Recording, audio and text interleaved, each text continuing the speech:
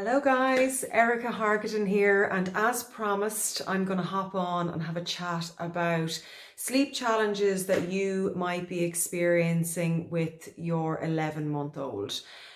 Generally, I see a lot of challenges around naps with this age range. It's a time frame where a lot of children will experience quite large extensions in their wake period. So how long they're able to stay awake between sleeps in order for them to be able to initiate the next one. Okay. So let's say you have an 11-month-old and they have been traditionally going down to sleep absolutely no problem for their first nap at 9:30. But suddenly they're not. If you're experiencing that, really consistently around a week to 10 days, it's probably that they need to be awake a little bit longer. And what I would do is get really strict around starting the day at a very, very regular time. And I would recommend 7 a.m. or even slightly before, and start putting them down a little bit later. So getting them down for nap one at maybe 9:45 or even 10. But counterintuitively to what we might like to do around napping, which is let them sleep, you may need to cap nap one at 45 minutes to an hour. And the reason that we do this is to create that balance that I talk around for daytime sleep. So by capping nap one, it means you're more likely to have a slightly longer nap two, which is what we prefer to see in the overall daytime sleep balance. Now, generally, I will see that it's nap two for parents that is the biggest challenge.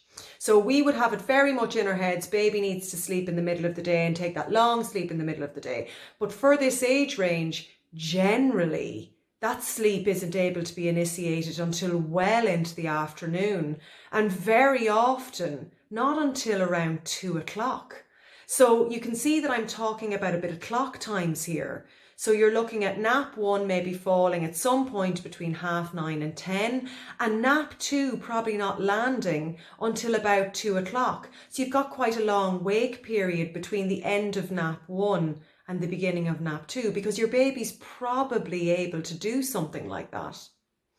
And what I'd love to see is that baby is probably sleeping for an hour to an hour and a half. So we're talking about 2 to 2.5 hours daytime sleep. Now, if your baby is sleeping slightly longer than that and the overall sleep picture is balanced and in check and there's no issues, then you don't need to change anything.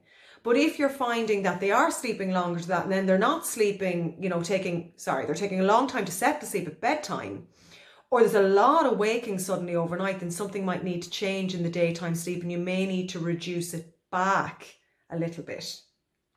Now, the other thing to take note is if your child is sleeping well in the afternoon and maybe doing like an hour to an hour and a half, then they're probably going to need another gap to bedtime that's even longer than the other gaps. This is the confusing bit. So you probably need like a 4 or even 4.5 hour gap from the end of nap two to bedtime.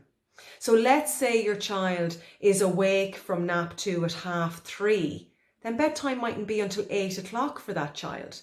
And if you're finding that it's taking 20 and 30 and 40 minutes of bedtime for your child to fall asleep, then it's probably that they are under tired. So there's a little bit of balance going on there, in terms of making it land for that napping and the balance side of things. The other thing to note, that if you are just starting out working on sleep and you have this age range, kind of like that 11-month-old, I find that establishing napping with this age range is tough. And I'm just being honest about that. It can be tough. So stick with it and be consistent, but keep your expectations in check. It's probably going to take the upper end of the scale for your child to take to the napping side of things. They probably will take quite well to the overnight piece if that's a piece that needs to be worked on, but the napping element just might take that little bit longer.